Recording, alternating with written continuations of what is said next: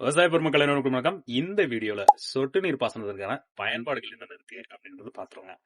சொட்டு நீர் பாசனம் அப்படிங்கிறது முதன்மை, துணை மற்றும் பக்கவாட்டு குழாய்களின் மூலியமாக நீரை சொட்டு சொட்டா வேருக்கு கொண்டு வரதாங்க சொட்டு நீர் பாசனம். இதனுடைய முக்கிய பயன்பாடே நீர் மிகச்சரியா வேருக்கு போறதுதாங்க.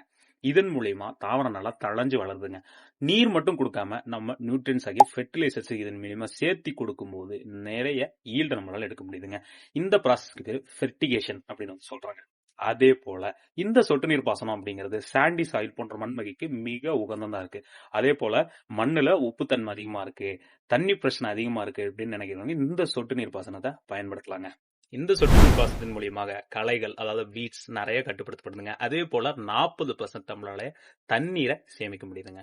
இந்த சொட்டு நீர் பாசனத்தை தொடர்ந்து நியூட்ரியன்ஸோட பயன்படுத்துறதுனால பைப்புகள்ல நிறைய அடைப்புகள் ஏற்படுது. அதுக்கு 1 மாசத்துக்கு ஒரு தடவை நம்ம குளோரின் வச்சு பைப்ஸை வாஷ் பண்ணுங்க. அதே மாதிரி மழை காலத்துல நிறைய பாசனம் பிடிச்சு போயிரும். வாரத்துக்கு ஒரு தடவை குளோரின் வாஷ் கொடுக்க மறந்துடாதீங்க. விவசாயிகள் அனைவரும் ட்ரிப் இரிகேஷன் அதாவது சொட்டு நீர் பாசனத்தை பயன்படுத்தி நிறைய ஈல்டு பெறுங்க.